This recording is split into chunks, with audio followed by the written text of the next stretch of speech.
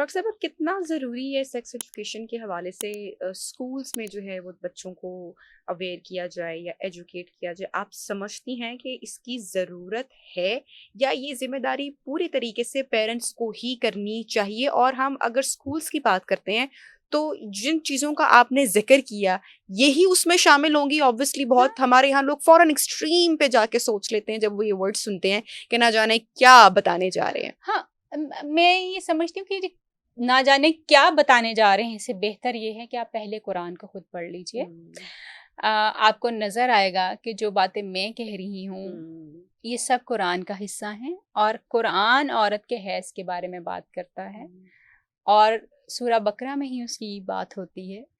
कुरान ही उसके महरम नामहरम चीज़ों को और वो महरम और नामहरम हैं क्यों उसके बारे में एक्सप्लेन करता है।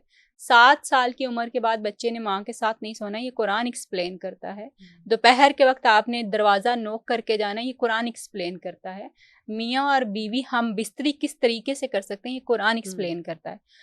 अगर आप कुरान को तर्जमे से पढ़ तो लेंगे बहुत कुछ समझ आ तो जाएगा। आपके ये सवाल जो अभी आपने मुझसे किया हुँ, कि पता नहीं क्या सिखाने लगेंगे, तो आपका तो दीन आपको इन चीज़ों के बिल्कुल। बारे में बताता है। हुँ, तो आप ये तो काम ही नहीं होना नहीं चाहिए कि होना चाहिए स्कूलों में चीज़ें इस तरह से हों, हमारा तो हमें कि दीन पहले चीज़ें हम बता खुद देता है। बिल्कुल एग्ज़ैक्टली जब हम खुद उसके बारे में सीख सीख जाएँगे जाएँगे। और हमारे घर का कल्चर ये होगा कि यस। हम अपने बच्चे को कुरान को तर्जुमे से पढ़ाएँ, तो अगर हुँ, आपका बच्चा 4 साल का कुरान को तर्जुमे से पढ़ना शुरू हुँ। करेगा, तो उसको 4 साल की उम्र में सारी चीज़ों का पता चल जाएगा।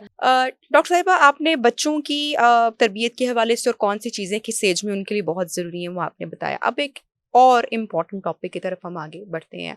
What's your saying on marital rape and how to encounter that?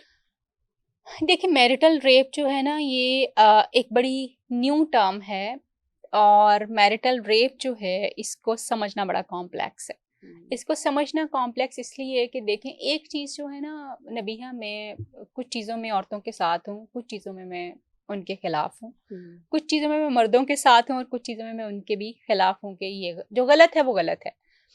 Marital rape जो है वो तब है जब आप अपने मतलब ऑफ कोर्स है तो इसको एक्सप्लेन ऐसे किया जाता है कि जब आपकी मर्जी के बगैर आपसे सेक्स जो है वो हुँ, किया जाता है। हस्बैंड अपना ताल्लुक जो है अज़दवाजी रिश्ता कायम करने की कोशिश करता है, हम बिस्तरी करने की कोशिश करता है आपकी मर्जी और इजाज़त के बगैर, तो उसको हम मैरिटल रेप में डाल देते हैं कि जी वो मैरिटल रेप जो है वो हुआ है।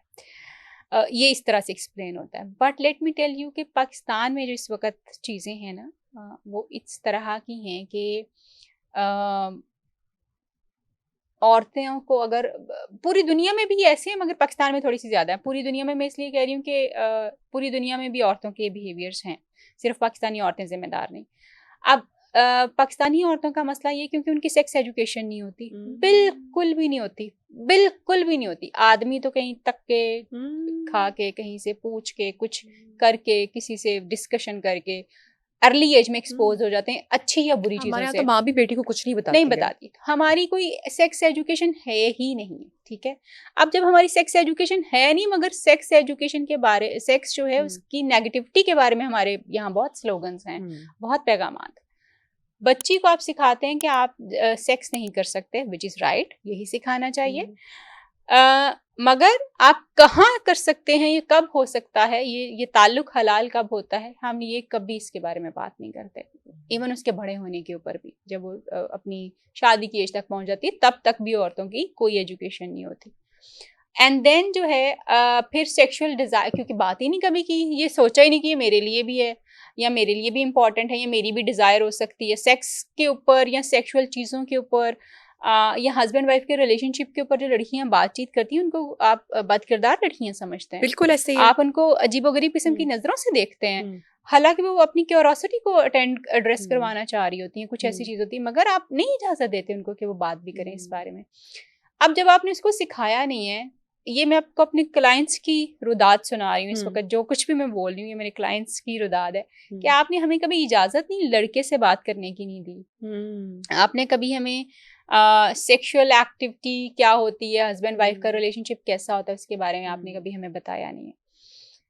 शादी के बाद हस्बैंड हमसे एक्सपेक्ट करता है कि जी हम उनके साथ जो है रिश्ता इज़्दवाज कायम करें हुँ, और वो रिश्ता इज़्दवाज करने के लिए कायम करने के लिए भी आपका शौहर जो है वो तैयार इसलिए नहीं होता नहीं, कि उसको ये नहीं पता कि उसने औरत कैसे हैंडल करनी है। जो पहली हुँ, बात हमने अभी की कि मर्द को ये पता ही नहीं है कि उसने बीवी को कैसे हैंडल करना है। उसको माँ और बहन को डील करना होता है, औरत को बाप और भाई को हैंडल करना आता है, शोहर को डील करना नहीं आता। ठीक है, तो अब वो जो है वो नहीं कर सकती। अब आप मतलब वो रिश्ता इस्तवार ही नहीं होता। इतनी लड़कियां मेरे पास आती हैं जिनकी शादी नहीं कॉन्ज्यूमेट होती। इस बात का मतलब ये है कि वो जो रिश्ता इस्तवाज है वही कायम नहीं होता, शादी को साल हर साल गुजर जाते हैं, साल हर साल। क्यों? हमें डर बहुत है, खौफ बहुत है, ब्लड शेड बहुत होगा, पेन बहुत होगी, पता नहीं क्या हो जाना, हम मर ना जाए। ये रवैया लेके लड़कियां जो हैं वो चल रही होती हैं। इस सूरत हाल में आप मैरिटल रेप को कहाँ पॉइंट करेंगी? क्योंकि हमारे यहाँ पे औरतों के लिए डिजायर का एक्सप्रेस करना, हमारे यहाँ पे औरतों का जो है वो अपनी सेक्स के बारे में पॉजिटिव सोचना ही नहीं है। अगर वो शोहर की जरूरत को पूरा करने को भी मैरिटल रेप की तरफ लेके जाती है तो वो गलत कर रही है।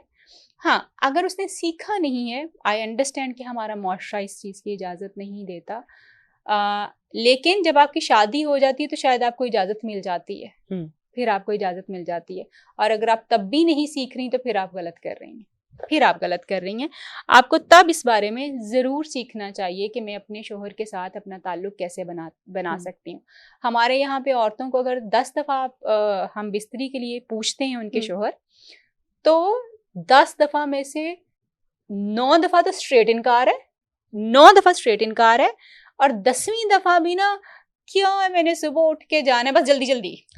इस सूरत हाल में जो है वो मैरिटल रेप, आप खुद सोचें कि हम किसको कहेंगे। यस, वो औरत जो कि अपने हस्बैंड का हक जो है वो खुशी खुशी निभा रही है और कभी उसका नहीं दिल कर रहा तो वो अपने हस्बैंड को ना कर रही है। उस ना करने के बावजूद भी अगर हस्बैंड जो है वो उस पर अपनी मर्जी को थोप रहा है तो of course it is marital rape. मगर अगर आप 100 टाइम्स में से 99 टाइम्स मुझे इनकार कर रहे हैं और एक टाइम पे भी आप मुझे हाँ कर रहे हैं, तो फिर आपको एजुकेशन की ज़रूरत है। मैं ये नहीं कह रही कि ये मैरिटल रेप में नहीं आएगा, मगर मैं ये ज़रूर कह रही हूँ कि ये फिर आपको सीखने की ज़रूरत है। क्योंकि 3 चीज़ों के बारे में फाइनली बात करना चाहती हूँ। नबीहा, शादी हम क्यों कर रहे हैं? शादी में कुछ नया नहीं होता। रोटी कपड़ा मकान ये हमें अपने माँ बाप के घर में भी मिलता है। शादी में सिर्फ एक चीज जो नहीं होती है ना, वो कुछ जिम्मेदारियों के साथ आपका और आपके शोहर का ताल्लुक होता है, जो कि खास तौर पे हम बिस्तरी का ताल्लुक है। ठीक है, अच्छा, अगर आप वही ताल्लुक नहीं निभा रहे तो फिर आप क्या कर रहे हैं? आप क्या कर रहे हैं, मतलब फिर आप शादी का ताल्लुक क्या है आपका? ठीक है, अच्छा, दूसरी जो चीज़ है, हमने ये बड़ा एक कॉमन आजकल बिहेवियर बना हुआ है। जैसे हमने माँ बाप के बारे में जी जनरेशन के बारे में बात की ना, कि वो कहते हैं कि आपने कोई एहसान नहीं किया। अच्छा, अब होता क्या है, औरतें जो हैं वो एहसान जताती हैं इस बात का कि जी हम आपका घर मैनेज करते हैं, हम आपके बच्चे पालते हैं, हम ये करते हैं, घर के लिए रोटी बनाते हैं, फलाना करते हैं, फलाना करते हैं। Which is right, you are doing it, मगर आपने शादी की ये जिम्मेदारी नोइंगली ली। Correct, yes. एंड देन अगर आप लेट्स से अगर आप इस घर में नहीं रह रही होती, आप किसी हॉस्टल में रहती, आप मुल्क से बाहर अकेली जॉब करने चली जाती, तो क्या आप कपड़े नहीं धोती, बर्तन नहीं साफ करती, अपना घर नहीं मैनेज करती? क्या आप अपने अम्मा अब्बा के घर ये चीजें नहीं करती? करते हैं। वाई इट इज कि हम इसको अपने हस्बैंड के ऊपर एहसान जता रहे हैं? ये कोई एहसान नहीं है, ये जिम्मेदारी है आपकी। ठीक है, इसी तरह से हस्बैंड इस बात का बहुत एहसान जताते हैं कि जी हम सारा दिन आपके लिए बाहर कमाते हैं, कमाते हैं, आप पे लाके खर्चा करते हैं। एक्सक्यूज मी, कोई एहसान नहीं कर रहे आप, इस एहसान को खत्म कीजिए। ये जो हम एक दूसरे के ऊपर एहसान चढ़ाने पे लगे हुए हैं कि किसने ज्यादा किया। एग्जैक्टली, मैं तुम्हारा घर देख रही हूँ, मेरा एहसान है, तुम मेरे पे पैसे लगा रहे हो, तुम्हारा कोई ट्रॉफी नहीं देगा आपको इस पे। एहसान है ही भाई, जिम्मेदारियां हैं। यू आर इनटू मैरिज, शादी में हैं आप, और ये वो सारा कुछ है जो अगर शादी नहीं भी होती तो आप करते। अगर आपकी शादी नहीं होती तो आप जॉब नहीं करते एज मैन, आप अपने लिए पैसा नहीं कमाते, आप अपनी जिंदगी का कंफर्ट नहीं लेके आते, आप अपने करियर को परस्यू नहीं करते, सब कुछ करते। इसीलिए मैंने शुरू में ये बात कही थी कि इस इंस्टीट्यूशन को समझना बहुत जरूरी है। इसके बारे में बहुत सारे मिसकंसेप्शंस सोसाइटी में इस तरह से परवेल कर रहे हैं जो इसकी जड़ों को खोखला कर रहे हैं। So we really need to focus on that. शादी खुशी से होनी चाहिए, मर्जी से होनी चाहिए, चॉइस होनी चाहिए। शादी की जिम्मेदारी एहसान नहीं है, ये जिम्मेदारी है, ये वो जिम्मेदारी है जो आपने नोइंगली ली है। कपड़े जूतों के अलावा भी जिंदगी होती है।